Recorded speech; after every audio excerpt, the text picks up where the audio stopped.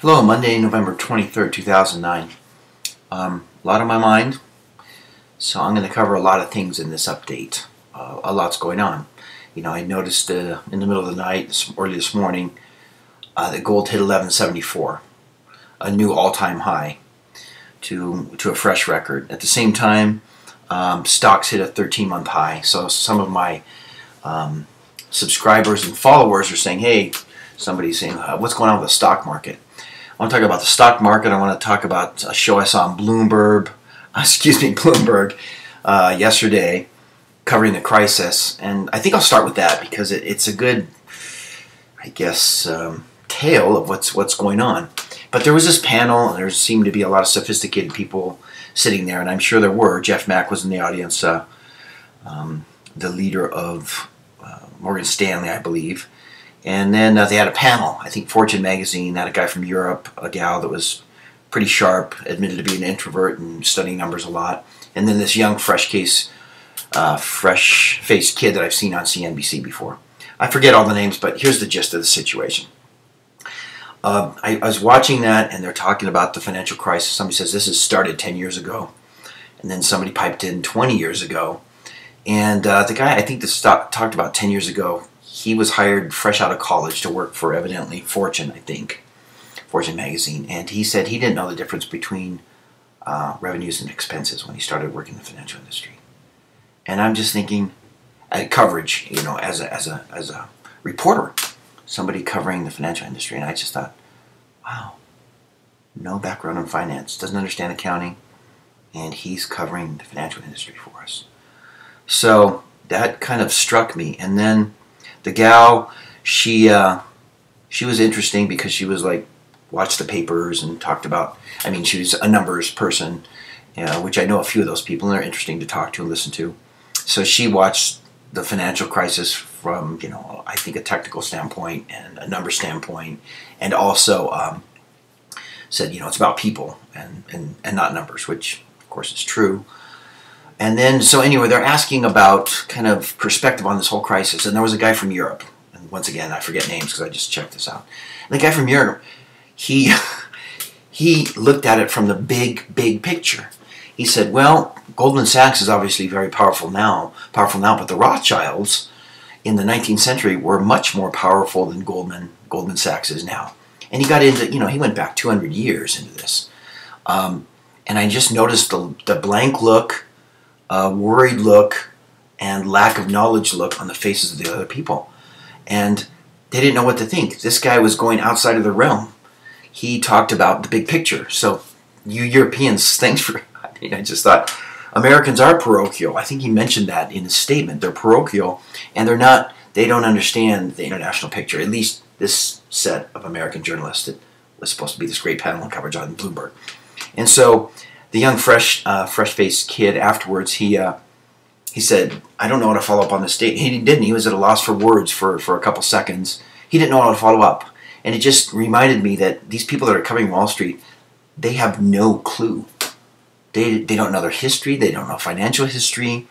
They don't know the big picture that's affecting this. They're like I guess they're in New York and they're watching these few things, and maybe they didn't study in college, whatever. But it was pretty saddening and sickening to me to realize that people are depending on the financial press.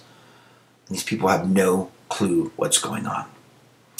Well, let's go back to New York Times. I got this article today, and the New York Times, which you might not know this interesting, but the New York Times is officially the chronicle of U.S. history. The New York Times is interesting. It's a good little tidbit to know. And I'm looking at the business section of the New York Times, wave of debt facing U.S. government. So what's starting to get out there? I just got to tell you, something I've been mentioning for a while, and I mentioned a few months ago. Wave of debt facing U.S. government. And Bill Gross tries to make it real simple for everybody there in the New York Times. And he talks about squirrels and stashing nuts, and that the United States is not only stashing nuts, but they're eating the nuts from last winter. And so this debt bubble is going to explode. The crisis isn't over. I was watching the head of the IMF, who I forget who his name is right now, but he mentioned that a half of bank losses have not been discovered or dealt with yet. 1/2 of bank losses. And he's talking worldwide, IMF guy. So it's such a total disaster, and it's I don't know. It has been a lonely path, but right now it's like they always report what's happened, what I saw 2 years ago, and so people don't. I just think if I was working for Merrill 2 or 3 years ago, guys saying, buy stocks, put in your 401k, then Merrill goes under, gets acquired by Wells Fargo. It's just like people cannot deal with what's going to happen in 2 years. They're worried about remote viewing or prediction, whatever. It's so visible if they will bother to read widely and not be embarrassed to read the book of Revelations. Oh, I can't do that. Well, in the end, the most financially sophisticated people that understand true economics will be brave enough or intelligent enough to incorporate scripture study in their whole take on the financial markets. And I know some of you guys on Wall Street, MLT, talk about this. Hey, I can talk about it. I'll talk about it with anybody. I mean, it's like obvious that, you got all this debt, 12 trillion officially from the U.S. government. Other stats, 65 trillion if you look at everything in unfunded obligations. It's over. So, of course, shorting a 30-year bond is going to be a big deal. It'd be great to hook with somebody up and do that, because just like I predicted gold when I said, I was watching gold 500 at 666, buy gold, buy gold. Now it's almost doubled. It's 1170, yeah, and it's going to keep going up. Even Merrill Lynch saying it's going to hit 1300 within 18 months or something like that. No, it's going to hit 2000 within 18 months. So like right now, official prediction, yeah, it'll definitely hit 2000 in 2010, and it's going to be rocking right now for a little while. We haven't even started the war with Iran yet. Once that starts, watch out. And then as people realize that it's just an unprecedented scenario, because you'll have interest rates going up, so it'll fluctuate, but interest rates will go up because people will demand higher interest rates to lend money to the U.S. government. Now, I know I covered a few things here, but the gist of the situation is the debt in the United States is so massive, it's not fixable. It's not fixable. And that's why gold's going up. And I'll finish with this on the stock market comment. Gold's roughly doubled, in the last couple years. Has the stock market doubled? No. When I was saying buy gold when the stock market was at 13.8 and sell the stock market, when Kramer was saying buy at 13.8, well, the stock market went down there, and now it's back a little over 10,000. Well, the stock market was just keeping parity with gold. It would need to be like, let's just double 13,800. It would need to be around, 25, 26, 27, 27,000 right now. So the Dow has not only not kept pace with gold, it's gone down. And if you value it in terms of gold, it's a complete disaster, unmitigated. And you homeowners, I'm kind of glad that I don't own a home anymore, because it's just, what a disaster. I mean, unless your home has doubled in value in the last 2 or 3 years, you're behind the 8 ball. And there's a good chance your home not only is not doubled in value, but is worth 50 or 40% of what it was.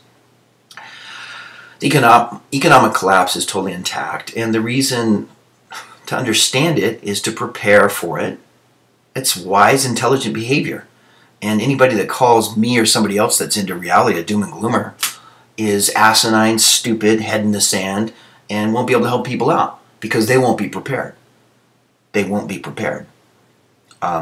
It's much better and will cause more joy in the long run to deal with reality than just sticking your head in the sand and pretending that this system is going to continue on. It's going to collapse. But the regulation's coming, so it'll go to the whole one world thing for 3.5 years. And then everybody will be praying for collapse then. But that's what's going to happen. There's the update. If you get a chance, check out that wave of debt payments facing U.S. government in New York Times. Watch gold. And eso es todo por ahora. Bueno, chao, nos vemos.